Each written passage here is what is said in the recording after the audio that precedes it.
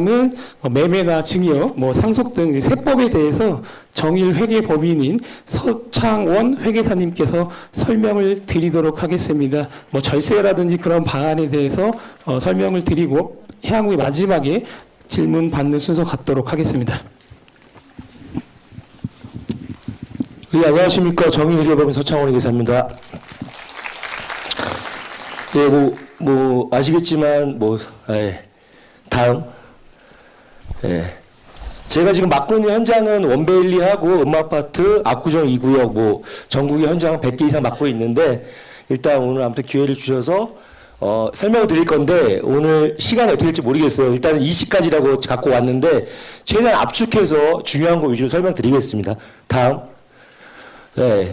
일단 첫 번째, 조합이 내는 세금이 있고 조합원들이 내는 세금이 있습니다. 조합이 내는 세금은 보시면 알겠지만 법인세, 부가세, 취득세 등 크게 보면, 근데 조합원들이 관심 있는 세금은 취득세와 나중에 입주하실 때, 그 다음에 양도소득세, 종부세 등입니다. 다음. 여기는 그냥 책자를 읽어보세요. 왜냐면 조합원들이 내는 게 아니라 조합이 내는 세금들인데 책자로 하시고, 그 다음. 예. 여기서 보시면 추진위 설립부터 청산까지 조합원들이 계속 유지해 가고 있습니다. 그 중에서 이제 중간에 보시면 아시겠지만 양도세는 거의 매년 바뀝니다. 매년 바뀌고, 그 다음에 재산세와 종부세도 아시겠지만 공정가액비 이렇게 올라가서 종부세가 부담이 되는데, 조심하셔야 될 건 딴 건 아니고 6월 1일 기준으로 부과가 되기 때문에 6월 1일 날 재산세가 부과가 되시면 재산세 고지서를 받으실 때 깜빡하시면 안 되는 게 거기에 지목이 있어요. 토지인지 주택인지. 근데 이게 구청에서 가끔씩 실수하는 경우가 있어요. 근데 뭐가 문제냐면 6월 1일 날 재산세가 고지가 잘못됐는데 그걸 아무도 모르시고 넘어갔다가 나중에 종부세 고지서를 받았는데 좀 뭔가 이상한 것 같아요. 그럼 종부세는 세무서니까 세무서에 가서 좀 많이 나온 것 같습니다. 물어보시면 세무서는 뭐라고 얘기하시냐면 재산세 부과된 거대로 부과한 겁니다. 이게 무슨 얘기냐면 재산세가 작더라도 재산세가 나오시면 거기 지목을 확인하셔야 돼요. 이게 주택으로 되는 게 맞는지 아니면은 토지로 만약 철거가 되면 토지인데 그게 주택으로 잘못된 게 아닌지 확인을 안 하시면 종부세에 가서 항의를 하셔도 의미가 없어요. 다시 돌아가야 돼요. 저희 구청으로. 그러니까 6월 1일 기준으로 내가 재산세 고지서가 나오면 항상 그 확인을 하셔라. 그 다음에 밑에 보시면 이제 취득세 관련돼서 간단히 말씀드리면, 여러분들이 이제 입주하게 되면 입주 시에 취득세를 납부하게 돼요. 그럼 물어보세요, 저분들이. 회계사님 이상한데요, 저 아파트 살 때 취득세 냈는데 입주할 때 취득세를 또 왜 냅니까? 왜냐면 여러분들이 아파트 사실 때는 매입에 대해서 취득세를 납부하시는 게 맞아요. 납부하셨는데 재건축을 하게 되면 집을 부시고 새로 집니다. 간단한 예로 내가 집을 줬다가 마음에 안 들어 또 부셔. 다시 줘. 부시고 또 줘. 그럼 계속 취득을 내는 거예요. 그 건축물에 대해서. 그러다 보니까 입주하실 때, 입주 사용인가가 먼저 나거나 중공인가가 나면 60일 이내 취득세 납부하는데, 또 물어보세요. 그럼 취득세 제가 집이 또 하나 있는데 중과되나요? 중과 안 됩니다. 아까 말했죠. 집을 부시고 짓는 거에 대해서 원가를 뽑아요. 어떻게 뽑냐면 준공 시점에 저희가 원가를 쫙 뽑아요. 그래서 평당 원가를 뽑았을 때 예를 들어서 1,500만 원이다. 평당 원가가 공사비, 사업비 다 놓여서. 근데 여러분들이 33평을 받으셨다. 그럼 보통 계약 면적 60평 정도 되거든요. 60평에다가 아까 말한 평당 원가 1,500만 원을 곱합니다. 그럼 얼마예요? 9억이죠. 9억에다가 한 2.96%니까 한 3%니까 한 2,700만 원 정도 돼요. 거기다가 옵션을 더 넣으신 분들은 한 3천만 원까지 나옵니다. 아까 1,500만 원 기준으로. 그러니까 여러분들이 집을 살 때는 한 3% 내리면은 20억짜리 사면 6억 되는데요. 6천만 원 되는데요. 아닙니다. 아까 뭐라고요? 입주하실 때 원가를 계산해서 원가에다 여러분들이 받으신 계약 면적을 곱해서 취득세를 납부합니다. 그래서 자기가 공시세 이하면 2.96%, 초과하면 3.16% 납부합니다. 그 다음에 또 그 다음 양도세는 여러분들 중에서 이제 권리가액이 높으셔서 환급을 받으시는 분도 있고, 권리가액이 낮아서 분양 신청한 것보다 납부를 하시는 분이 있어요. 근데 납부를 하는데 양도세가 나오나요? 납부하시는 분 양도세가 없습니다. 근데 환급 받으시는 분이 있을 수 있어요. 권리가액이 높아서. 환급 받으시는 분은 양도세가 나옵니다. 왜 그러냐면 환급 받는 부분에 대한 거를 여러분들이 저희 조합에 팔았다고 구체적으로 보는 거예요. 그러다 보니까 이전고시 시점 등기 나고, 그러니까 입주하고 난 이전고시 시점에부터 2개월 이내에 환급금에 대해서 양도세 신고를 하셔야 됩니다. 나중에 조합에서 다시 공시문 나갈 건데 환급 받는 것도 양도세가 있다. 그럼 양도세는 그 시점에 어떤 걸로 낼까요?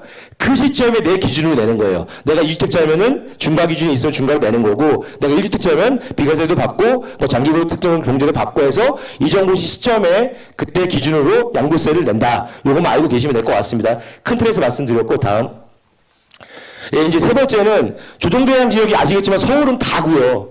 그 다음에 경기도 12군데가 조정대상 지역으로 됐습니다. 그러니까 여러분들이 크게 아셔야 되는 거는 1번 일단 취득세가 중과되는 건 아시죠? 그렇죠? 내가 조정대상 지역에서 2주택을 사시면 취득세가 8%, 그 다음에 3주택 또는 법인으로 사시면 12%입니다. 생각보다 커요. 왜냐면은 20억짜리 집을 사는데 내가 12% 맞으면 2억 4천만 원이에요. 취득세만. 그러니까 이게 있고 또 하나 3번. 1번에 3번 보시면 조심하셔야 되는 게 뭐냐면 내가 이제 뭐 강남에서 많이 했었어요. 뭐냐면 내가 집이 두 채야. 이제 지금 규제가 5월부터 생기니까 증여를 하고 싶어 자녀한테. 근데 증여할 때 고민거리가 또 생긴 거예요. 뭐냐면 내가 2주택 이상 보유자가 조정지상 내에 있는 주택을 자녀한테 증여할 때 취득세가 12%예요.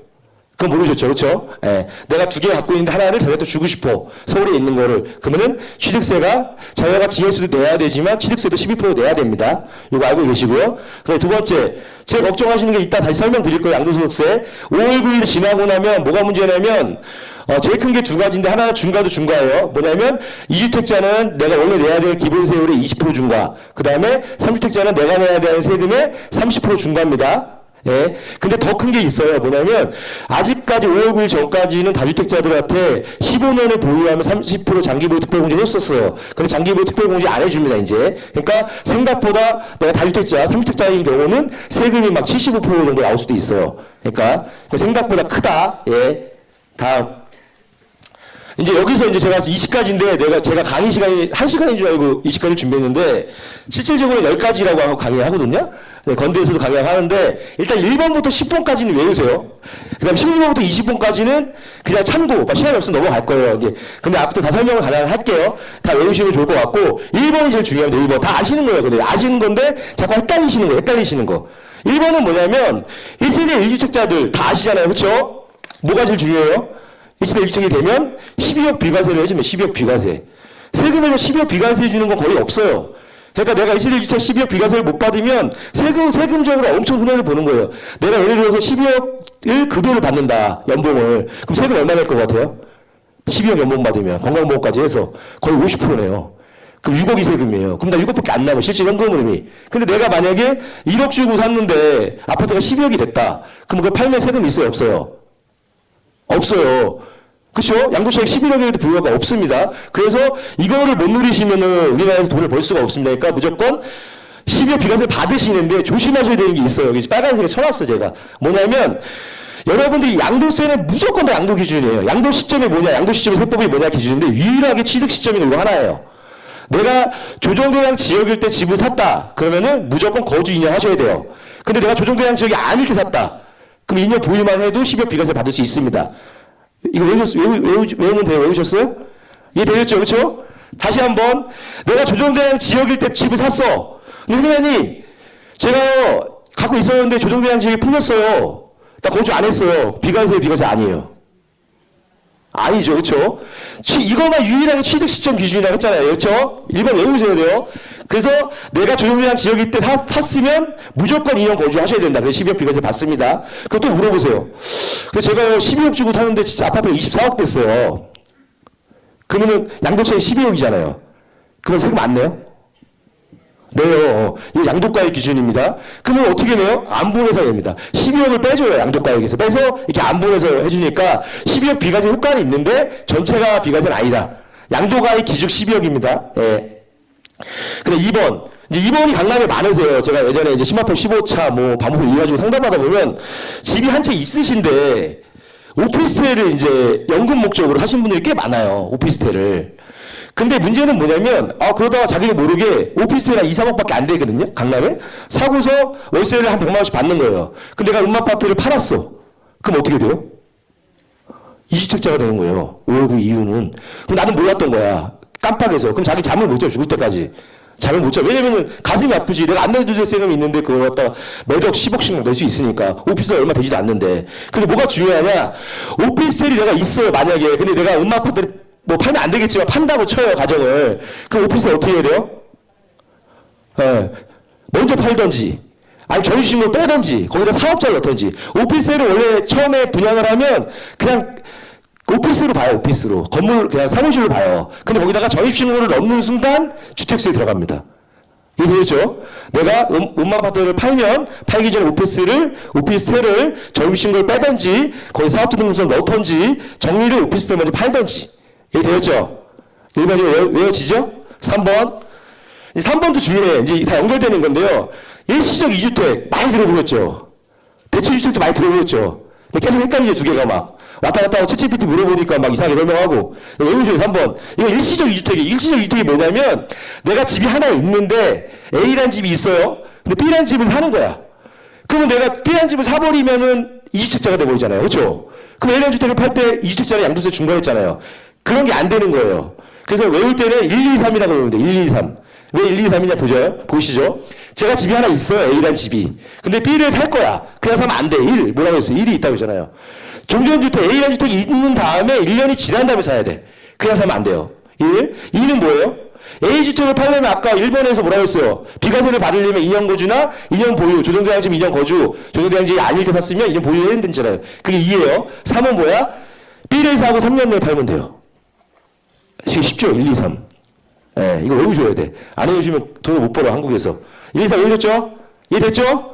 이게 일시적 2주택. 집이 있는데 집을 바꿀 때, 그 사이 기간에 2주택자를, 일시적으로 1주택자를 봐준다는 얘기예요. 예. 이해됐죠? 넘어가도 돼요? 예, 넘어가겠습니다. 4번. 근데 3번하고 4번하고 되게 헷갈려요. 3번은 그냥 내 집이 있는데 집을 산 거예요, 그냥. 예. 4번은 달라. 여러분도 해당될 거야, 아마. 내가 재개발 저건축을 하는데, 사업시행가 나고, 이제 저희 사업시행가 곧 날 거잖아요. 그쵸? 나고 났는데, 내가 21대 초를 받아서 집을 사면 안 된다고 하지만 아무튼 뭐 해서 전세랑 월세 가기 싫고 난 집 사서 갈 거야. 내가 주요 투자처가 또 있어. 그래서 들어가 살고 싶어. 그거를 대체주택이라고 해요. 내가 들어가서 사업시행가 이후에 들어가 살 데가 없을 때 집을 하나 사서 들어가 살다가 음아파트가 재건축 되면 준공되고 나면 들어와 살겠다. 이걸 대체주택이라고 합니다. 아까 3번하고 다르죠? 예? 그럼 어떻게 해야 돼 이거는? 그럼 이거는 아까 다른 거 아까는 A를 비과세 받는 거고 요거는 대체주택이랑 B를 비과세 받는 거예요. 개념이 달라요. 어떻게 받아야 되냐? 첫 번째 1번 사업시행 인가 1 이후에 취득해야 된다. 대체주택을 그 전에 사면 안 된다. 이해되겠죠? 집 사실 분들은 거기다 사야 되고 그다음 2번 대체주택에서 1년 거주를 무조건 해야 돼요. 그래서 머리 좋으신 분들 공부해갖고 대체주택이라고 써 있잖아요. 근데 입주권을 사는 거야. 그럼 돼요 안 돼요? 안 돼요. 투기라서 안 돼요. 그러니까 관리처분 인가 난 데를 사면 안 돼. 관리처분 인가, 딴 데 살더라도 관리처분 인가 전에 걸 사서 거주를 1년 해야 돼요. 2번 됐죠? 3번 뭐, 그럼 대체주택 언제 팔아요? 언제 팔 수 있어? 여기 써있잖아요. 예. 준공일 전이나 준공일로부터 3년 내에 팔면 돼. B를. 나 A 들어가도 돼요. 이해되죠? 그럼 투자가 또, 투자할 수 있는 옵션이 또 하나 생긴 거잖아요. 근데 진짜 조심해야 되는 게 하나 있어요. 밑에 빨간 거 쳐놨죠? 나는 깜빡한 거야. 대체주택 1년 사왔는데, 어깨 사왔는데, 깜빡하고 내가 안 들어가 버린 거지. 음아파트에. 그러면 추징당합니다. 왜? 여기 써있잖아요. 1년 이상 음아파트에 들어가 또 살아야 돼. 전 세대가. 그래야지 대체주택 B를 비과세 시켜줍니다. 이해되겠죠? 입주권 사면 안 되고, 새로 지어진 음아파트 들어와서 1년 살아야 돼요. 대체주택 1년 살아야 되고, 그래야지 대체주택을 B를 비과세 해준다. 넘어갑니다. 예. 5번 고가주택. 이거 옛날에 만든 거라 고가주택은 12억이 넘는 한데 요새 12억 안 넘는 아파트가 없어요. 서울에. 예, 그래서 중요한 건 뭐냐면 5번은 여러분들이 이제 바뀐다고도 해요. 근데 몰라. 바뀔지 어떻게 바뀔지 모르겠는데 현재 기준으로 보면 제가 압구정화가 하고 있댔잖아요. 압구정이 10억에 사신 분이 지금 130억대까지 상담했거든요. 그러면 양도 차익이 얼마예요? 120억이잖아요. 근데 왜 팔 때 고민을 하시는 거야? 아, 이거 팔면은 세금 너무 많이 나는 거 아니에요? 안 나와. 생각보다. 지금은. 왜요? 5번 때문에. 거주를 10년 이상 하시면 80% 장기보유 특별공제를 해줘요. 1세대 2주택 기준으로. 그래서 너무 크니까 정부에서는 정책을 바꾼다고 하는데 아직까지는 안 바뀌었어요. 그리고 내가 120억 양도 차익이라고 해도 실질적으로 그걸 팔면 양도세 10%도 안 나와요. 양도가액에. 그러니까 여러분들이 그럼 5번을 듣고서 뭐가 생각나야 돼요? 아, 내가 투자를 할 때는 음아파트까지 좋은 데 사왔으면 쭉 끌고 가다가 1세대 2주택이라고 하면 예? 되게 갖고 가서 파는 게 무조건 이득이다. 그거보다 더 이익을 낼 때가 별로 없거든요. 예. 이해 되겠죠? 그러니까 장기보유 특별공제 무조건 이용해야 됩니다. 12억도 미가서 이용하고 넘어갑니다. 예, 6번 많이 물어보세요. 회계사님, 저 얼마 포트가 있는데 상속받았어요. 상속을 할 것 같아. 부모님이. 이거 케이스가 되게 많은데 몇 가지만 얘기해 드릴게요. 부모님이 3억짜리 아파트를 상속해 주려고 그래요. 저기 지방에. 받아야 돼, 말아야 돼요. 나 엄마 아파트 갖고 있는데. 1세대 2주택 요건도 됐고, 장기보유 요건도 딱 됐어. 근데 3억 받으면 어떻게 돼요? 아파트 받으면 2주택자가 되잖아요. 그럼 받아야 돼, 말아야 돼요? 받아야죠. 3억 벌려면 힘든데. 네, 받아야 됩니다. 예. 왜 받아야 되냐면, 내가 상속을 원한 게 아니잖아요. 1세대 2주택자인 상태에서 상속주택을 받으면 그 주택은 주택수에 안 들어가요. 예. 그 대신 내가 A가 있는데 B를 받았어요. 그러면은 B는 A를 팔 때 안 들어가는데 B를 먼저 팔면 2주택자를 봐요. 그 순서가 되게 중요해요. 형님, 근데 저는 형제가 여러 명입니다. 형제가 여러 명. 혼자가 아니에요. 근데 어머니가 돌아가시면서 9억짜리 상속주택을 줬어요. 나 엄마 아파트 갖고 있다 현재 하에. 그럼 어떻게 해야 돼요, 그거를? 형제 3명이 나눠가져야 되잖아요. 3분의 1씩. 3억씩이잖아요. 받아야 돼, 말아야 돼요? 뭔가 받아야 될 것 같잖아요, 분위기가. 그쵸? 네, 그럼 어떻게 받아야 돼요? 영리하게 받아야죠. 그 밑에 있습니다. 공동상속주택, 주택 산입. 첫 번째, 주택, 만약에 어머니가 돌아가셨는데 3분의 1씩 형제끼리 나눠가졌어요. 그러면 첫 번째, 상속 지분이 가장 큰 사람 거를 봐요, 주택수를. 그 두 번째, 거기에 같이 살았던 사람 거를 봐요. 만약에 다 똑같다, 지분이. 그것도 후자가 아니라서 아무도 안 모시고 살았다. 그럼 마지막에 누구 거를 본다? 나이 제일 많은 사람 거를 봐요. 예. 그럼 이걸 들으면 뭐가 생각나야 돼요? 내가 안 받아야 되겠다가 아니라, 되게 머리를 써서 33.3%잖아요. 그러면 나는 32%만 받는 거예요.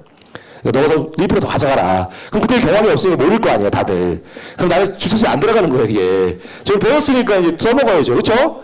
근데 이런 경우도 있는데 또 하나가 예를 들어서 상속주택을 50억짜리 주신 거예요, 어머니가.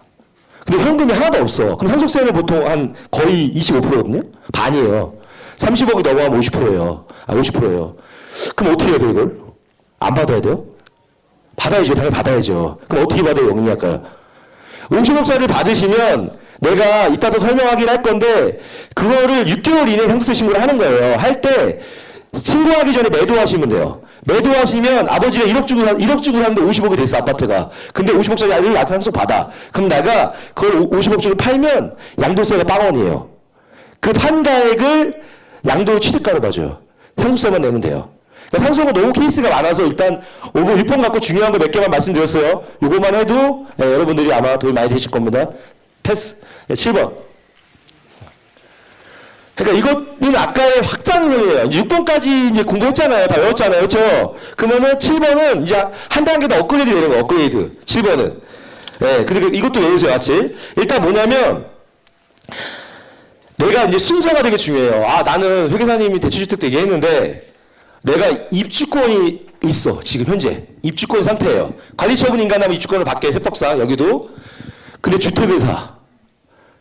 일시적 2주택 돼야 안 돼요.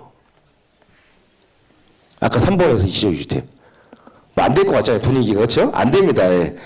그래서 뭐냐면 조합은 읽어보시면 써있지만 조합은 입주권을 사고서 그 다음에 주택을 사게 되면 그건 일시적 2주택 안 해줘요. 근데 거꾸로 주택을 사고서 입주권을 사면 해줘요.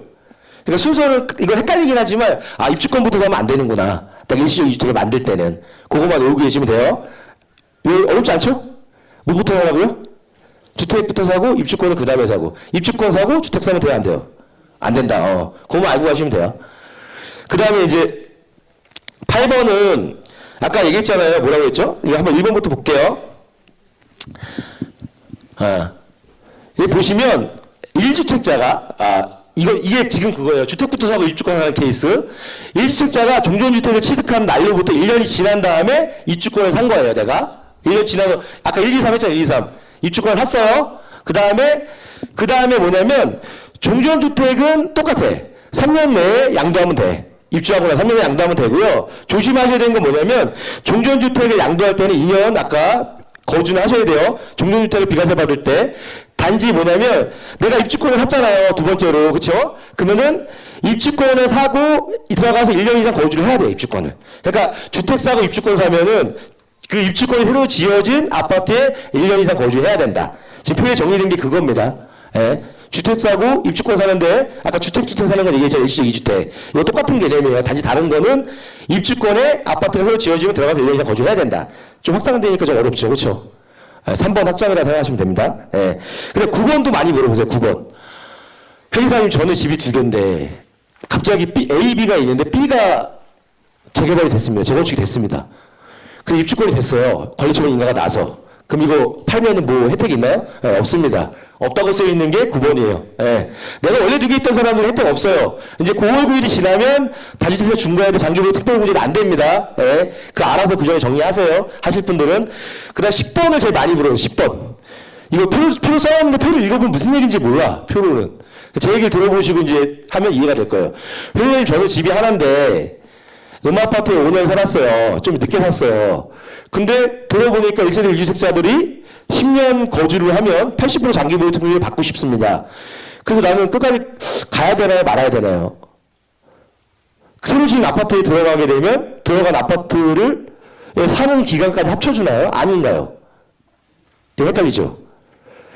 어떤 사람들은 신축 아파트만 쳐준다는 사람도 있고 구축 아파트 산 기간만 쳐주는 사람도 있고 막 헷갈려 왔다 갔다 해요. 정확히 말하면은 구축 아파트나 신축 아파트에 살던 전입신고한 기간 다 합쳐줍니다. 그러니까 내가 10년을 채우시는 분들 구축 아파트를 못 채웠으면 신축 아파트 들어가 채우시면 돼요.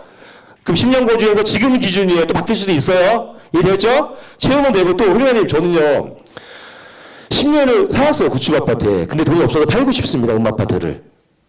그럼 관리처분 인가 전에 팔아야 돼요? 후에 팔아야 돼요? 헷갈리죠? 예. 전에 파는 게 좀 더 유리해요.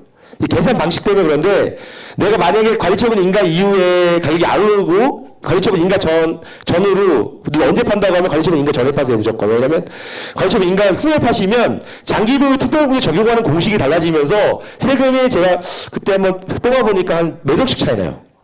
그러니까 만약에 전후 가격이 똑같다고 하면 전에 파시는 게 유리합니다. 무조건. 그리고 관리처분 인가 전후에 만약에 내가 관리처분 인가 후에 팔아요. 그러면은 후에까지 기간을 인정해 줄까요? 보유 기간을? 안 해줍니다. 세법은 처음부터 관리처분 인가까지만 인정해 줘요. 인가 후에 팔면은 인정 안 해주고요. 단지 그거를 계속 갖고 가서 준공 때까지 끌고 가면 그 공사 기간을 인정해 줘요.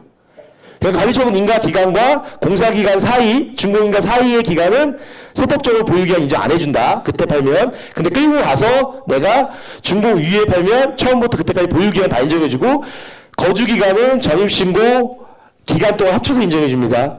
이해 되겠어요? 어렵지 않죠? 이 표가 그거예요. 어려워요. 표만 보면. 네, 넘어갑니다. 10번까지 끝낼까요? 시간이 없는 것 같은데. 좀 더 할까요? 예. 네, 빨리 하겠습니다. 이거는 10번까지 외우시고 11번부터 20번까지는 그냥 상식이에요, 상식. 여러분이 생각하는 상식은 좀 달라요. 뭐냐면, 1번. 자녀한테 내가 돈을 좀 주고 싶어. 근데 뭐, 여기도 저렇고, 이렇고 저렇고 막 많잖아요. 뭐, 그냥 줘도 되네. 현금 뽑아줘라. 뭐, 차용증 써야 되네. 안 써야 되네. 막 많잖아요. 뭐, 어떻게 해줘야 돼요? 여기 써있죠? 그쵸? 차용증 써야 돼요.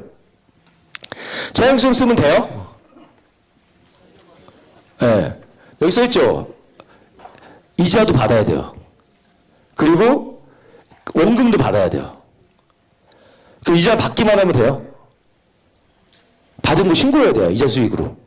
그것에 갖췄어야지 세무조사가 나왔을 때 인정을 받습니다. 근데 대부분 안 갖춰요. 그리고 형식을 갖춰놔야 돼요. 징역세 조사가 무서운 게 뭐냐면 제가 받아보니까 한 6개월 동안 조사해요. 징역세 조사 걸리면. 그래서 갑자기 일하다가 전화 와요. 오라고. 소명하라고. 엑셀 쫙 뽑아갖고 통장의 10년치를 싹 뽑아서 소명을 해요. 기억 안 나잖아요. 그럼 징역을 한대 다. 그럼 계속 가서 소명해요.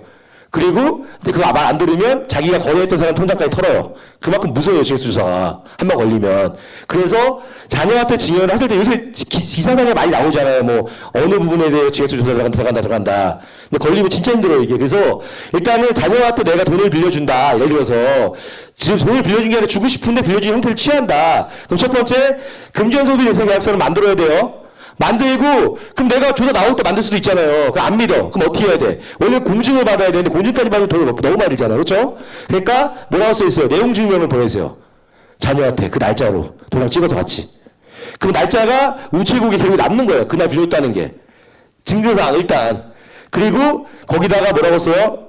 이자를 받는다고 해요. 이자는 4.6%예요. 특성회사끼리. 그리고 진짜 받으세요. 1년에 한 번씩. 예.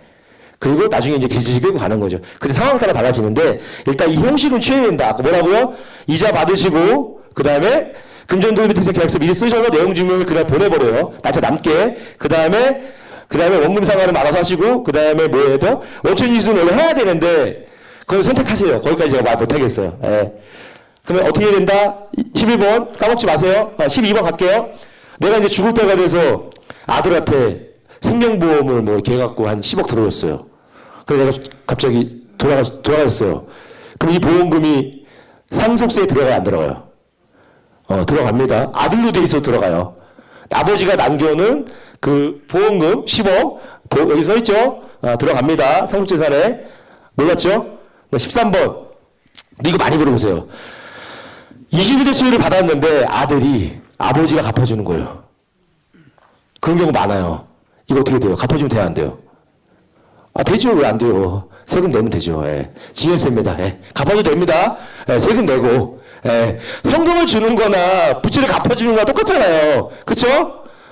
갚아줘도 돼요. 예. 갚아줘도 돼요. 세금 내야 돼요. 징여세입니다. 예. 14번. 또 이런 경우 많아요. 아버지가 뭐 어디 재벌이는 아니지만 되게 높은 고위직 공무원이에요. 그러면 아시겠지만 그게 이제 결혼식 때 축의금으로 돌아오는 경우가 많잖아요. 그쵸? 그럼 이거 갖다가 아들이 차를 사고 집을 사요. 돼요, 안 돼요? 안 된다고 하시겠지만 다 그렇게 하잖아요. 그쵸? 되긴 돼요. 근데 이게 뭐냐면 GS 원칙상 자산을 취득하게 되면 그건 추적 돌아갈 수가 있어요. 왜냐면 추적 돌아가 너무 쉬워요. 아들이 결혼을 할 때 보통 뭐 50대에도 하는 경우 있지만 30대가 돈을 얼마 못 벌 때예요. 아무리 연봉 1억이라 해도 아까 얘기했잖아요. 세금 한 3천만 원 내거나 7천만 원 받는데 하나도 안 쓰고 어떻게 모아요. 그렇죠? 근데 아버지가 해줬다는 거지. 그러면 나중에 어떻게 할 수 있냐면 여기 써있죠? 기록을 남겨놓으셔야 돼. 방명록이나 이런 데다가 뭐 아들 친구가 이렇게 좀 많이 준 것처럼 이렇게. 안 그래 버리면 아버지 친구가 막 5천만 원 1억 줬는데 그건 아버지가 준 걸로 봐요. 잘못하면. 이해 되겠어요? 예. 네. 패스. 예. 그 다음에 생활비 문제. 생활비 서로 이체하면 돼요, 안 돼요? 부모 자식 간에. 예? 지연세 때문에 생활비 이체 못해요? 됩니다, 돼. 되는데, 이제, 원칙은 이래요. 소득이 없는 분한테 생활비 주는 건 괜찮아요. 근데 소득이 내가 아버지가 월 2천씩 버는데 생활비 아들이 500씩 줘. 그건 징여로 봐요. 예. 이해되었죠? 그 생활비가 없으신 분한테 주는 거는 징여를 안 보는데 생활비를 많이 버신 분한테 주시면 그건 징여를 볼 수 있다. 예. 그 다음에 이제 이거 징여세 대상과 아닌 거. 그리고 생활비, 교육비, 명절 용돈, 졸업 축가금 이런 것들은 징여세 대상이 아니고요. 그 다음에 자동차 취직 선물로 사다 주는 경우 있잖아요. 이거 징여입니다. 그리고 신혼집 마련할 때 돈 보태주는 것도 징여입니다. 근데 사회통념상 전세자금 한 2, 3억 정도 주는 건 아직까지는 털진 않았어요. 솔직히. 주면 안 되는데 10년 동안 5천만 원밖에 안 되는데 아직까지는 털지는 않았고 또 들으셨겠지만 자녀가 결혼하거나 아기를 낳으면 1억까지 더 해줘서 1억 5천까지 해줄 수 있습니다. 예. 그래서 양쪽 집안에 해주면 3억까지 해줄 수도 있어요. 근데 뭐 아시겠지만 전세자금 2, 3억 갖다 구하지 못하잖아요. 근데 최근에 조사를 심하게 받은 거는 10억짜리 뭐 15억짜리 전세자금을 대준 거나 빌려준 경우 그건 다 징여 두개 맞았어요. 예. 그렇게는 안 돼요. 예. 그래서 아까 얘기했듯이 자산을 사면 안 돼. 이것 때문에 되게 재밌는 게 일화가 있는데 이런 거예요. 내가 사업소득자인데 아내한테 월 3천만 원을 줘요. 생활비를. 그럼 난 근로소득자인데 A는 그렇고 B는 근로소득자인데 월 300만 원씩 10배죠. 10분의 1을 아내한테 줘요. B는. 근데 A는 아내가 너무 소비가 방탕해서 3천만 원을 다 써버리는 거예요. 백화점 가서. B는 그 300만 원을 쪼개서 집을 샀어요. 그 A는 징여 아니에요? 똑똑하십니다. B는 징여 아니에요. 예, 왜 그러냐면 아까 얘기했잖아요. 여기 자산을 취득하면 징여로 봐요. 근데 다 써버리면 징여를 안 봐요. 예, 그냥 쓰세요 그냥. 예, 백화점 가서. 예. 그리고 또 17번 많이 물어봐요. 17번 이거 조심해야 되는데 회장님 저 아들한테 싸게 넘기고 싶어요. 싸게. 저가형도라고, 저가형. 라이트 오브 저가형도. 공인중개사한테 물어봤더니 그냥 넘기면 된다는데요? 넘기면 되죠. 세금 많이 낼 거예요. 예. 어떻게 돼 있어요? 여기 읽어보시면 17번에 특수관계인 배우자, 사촌인, 혈족, 혼촌인 인척으로부터 재산을 시가보다 낮은 가액 취득 시 기준금액 이상은 증여세가 과세됩니다. 그러니까 이 케이스가 뭐냐면 아버지가 8억짜리를 아들한테 3억에 준 거예요. 저가형 들어가죠. 그럼 세금 얼마나 되나 볼까요? 일단 과세 요건이 되냐 볼까요? 과세 요건은 8억의 30%, 시가의 30%랑 3억 원 중 작은 거보다 크면 증여로 봐요. 과세 요건에 해당되는 거예요. 그럼 증여를 얼마큼을 증여로 보냐? 아까 봐봐요. 5억을 더 싸게 준 거잖아요. 5억에서 아까 최소 요건 하나 뺀 만큼 2.6억을 증여를 봅니다. 증여세는 10년마다 합산하기 때문에 내가 그 전에 준 거 다 합산해서 누진세를 두드려 맞아요. 그 증여세가 뭐가 무섭냐면 신고를 하면 10년, 신고 안 하면 15년 동안 조사해요. 그래서 잠을 15년 동안 잠을 못 자요. 예. 그래서 무섭습니다. 그래서 나중에 아들이 3억 원 주고 샀잖아요. 아버지한테 싸게 거기다가 그 대신 양심적으로 증여세는 재산가액은 더해줘요. 파실 때. 예. 증여세 투기 맞습니다. 네, 다음. 네, 18번은 이제 뭐냐면 상속세상에서 이제 가벼운 건데 상속하실 때 보시면 10년 이내는 상속인에게 증여한 재산, 그 다음에 5년 이내 상속인이 아닌 사람한테 증여한 재산은 나중에 돌아가실 때 다 합쳐버려요. 걔네들 조사하면서. 그러니까 야 10년 전에 돈 뽑아가지고서 자식한테 막 준다고 해서 그게 안 걸리는 게 아니라 나중에 상속세 신고할 때 다 더해갖고 다시 두둑이 맞습니다. 그 얘기고 그 다음에 사망일 전에 막 그런 경우 있어요. 아버지 돌아가기 전에 아들이 막 돈을 막 빼는 거예요. 돈을 막 빼. 현금 인출을 해서. 그럼 1억 원 이내 2억 원, 2년 이내 5억 원 이상 뺐잖아요? 뺐는데 어디 갔는지 몰라, 돈이. 그런 경우 되게 많아요. 그럼 어떻게 된다? 여기 써있죠? 뭐라고 되어 있어요? 예시. 1년 전에 10억 원을 뺀 거야. 누가 뺐는지 몰라. 봐봐요. 근데 5억 원은 아버지가 부동산을 한 거야. 근데 5억 원은 어디 갔는지 몰라. 그럼 어떻게 돼요? 여기 써있죠? 사용처 불구면 금액이 5억 원에서 인출 금액의 20%, 10억의 20%, 그 다음에 2억 원 중 작은 거를 빼서 3억을 뭘로 한다?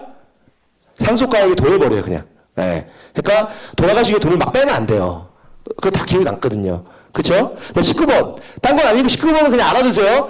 자녀한테 만약에 상속이 돌아가면 5억 원까지 공제해 줍니다. 기본적으로. 그리고 부부한테 배우자가 살아있는 상태에서 상속이 되면 10억까지 공제해 줘요. 근데 배우자가 살아있는 상태에서 배우자한테 내 아파트를 지분을 많이 주면 30억까지도 공제가 돼요. 추가로.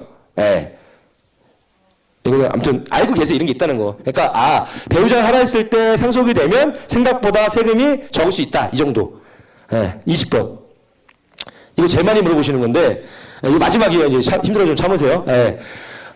뭐냐면 아까 얘기 한번 했어요. 내가 집을 받았는데 1억짜리가 50억 아파트가 됐어요. 근데 그걸 갖다가 세금 낼 돈이 없어. 그럼 어떻게 해야 돼? 50억 아파트를 정리하면 양도차익이 49억에도 불구하고 취득가액을 50억으로 봐주기 때문에 양도차익이 빵원이 되기 때문에 양도세는 없습니다. 그거 이용하셔야 되고 스포만 하시면 안 돼요. 그리고 또 보시면 이거 많이 물어보세요. 그러니까 여기 보시면 최근에 일인데 제가 한담 상구에 사구역도 하고 있는데 어떤 일이 있었냐면 거기가 이제 종전평가를 딱 하게 되면서 종전가액에 감정평가가 나오잖아요. 그쵸? 근데 많이 들어보셨을 거예요. 증여를 하던 상속을 하던 그 시점에 매매 세대가가 없는 경우가 있어요. 재개발은. 재건축은 옆에가 있으니까 상관없는데 그러면은 회장님 그거 어떻게 해야 돼요? 증여 그냥 공시가로 하면 돼요? 안 돼요.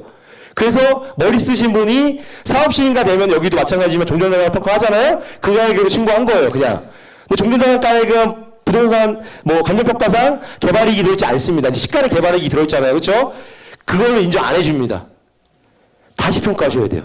증여하실 때 감정평가 다시 받으셔야 돼요. 10억이 넘어가면 2군데, 10억이 안 되면 1군데. 감정평가 수수료 생각보다 안 비싸요. 받으셔서 그걸로 신고해야지. 공시가로 신고하면 언젠가 튀어나와요. 튀어나와서 다시 두들기고 다시 내야 돼요. 증여는 15년 동안 조단됐잖아요. 신고하면 10년이고 그러다 보니까 여기 써있어요. 첫 번째 뭐예요? 상속 같은 경우는 6개월 이내 거래가에 전후 6개월 이내 음악파트가 돌아왔다 그러면은 6개월 이내 전후에 거래가액이 있으면 그걸로 그냥 하는 거예요. 같은 걸로 그 신고를 하셔야 되고 공시지가 안 됩니다. 공동주택가가 안 돼요. 그게 없다. 그럼 어떻게 하셔야 돼요? 감정평가 2군데 받으셔서 그걸로 신고하시는 거예요. 그거 받아도 없다. 그러면은 비슷한 가액 여기 써있죠. 비슷한 가액 요건 5% 차이 나고 이것저것 따져서 5%. 이걸 외우시라는 게 아니라 그냥 3순위가 공시가격인데 공시가격을 하는 거 못 봤어요. 제가 최근에. 한번 다 추진당해요. 이해되겠죠? 넘어갑니다. 이제 마지막. 근데 양도세 절세하는 방안인데 그냥 정리만 할게요. 아까 12년 비과세 못 받으시면 안 된다고 했죠? 그거 외우세요. 그리고 거주기간 2년 이상 무조건 지키시고, 세 번째, 보유기간을 길게 해야 장기보유 특별공제 받을 수 있습니다. 네 번째, 1년에 하나씩만 팔아라. 왜 그러냐면 내가 두 개인데 이익이 많이 나서 둘 다. 같이 팔면은 그 합쳐서 누진과세 돼요. 그러니까 1년에 하나씩만 파세요. 그리고 근데 내가 어쩔 수 없이 팔아야 돼. 손실 난 게 하나 있어. 이익 난 게 하나 있으면 같이 파세요. 합쳐줘요. 그러면 손실이 이익에 상계해서 세금이 덜 나옵니다. 그 다음에 내가 두 개예요. 양도차익을 어떻게 해야 돼요? 어떤 것부터 팔아야 돼요? 양도차익 많이 난 것부터 팔아야 돼요? 적은 것부터 팔아야 돼요? 예? 양도차익이 적은 것부터 팔아야죠. 거꾸로 하면 안 돼. 적은 거 팔았을 때 이직될 때는 그거는 별 혜택이 없잖아요. 정리하고 양도차익이 많은 거는 비과세도 받고 장기보유 특별공도 받고 하면은 이득이잖아요. 그렇죠? 거꾸로 팔면 안 돼요. 네, 그다음에 이거 7번은 들어보셨겠는데 양도세 줄이려고 증여하는 경우 많아요. 배우자한테 6억까지 비과세가 되잖아. 증여세가. 그러면 증여해놓고 그냥 팔아버리면 취득가 인정 못 받아요. 10년 뒤에 팔아야 내가 1억짜리를 5억에 증여했으면 5억이 취득가가 되려면 인정 받으려면 10년 뒤에 파셔야 돼요. 이거 바뀌었어요. 8번은 증빙은 계속 챙겨라. 양도세 신고하기 전에 무슨 증빙들 다 모아놔야 나중에 신고할 때 세금 절세가 됩니다. 제일 중요한 거 마지막이에요. 세법이 계속 바뀌어요. 여러분들 의사결정 하기 전에 제발 좀 상담 받고 의사결정하세요. 의사결정 끝내놓고 상담 받으면 방법이 없어요. 방법이. 예. 세법 바뀌니까 계속 내가 뭐 의사결정하듯 상담 받으세요. 예. 여기서 마치겠습니다. 감사합니다.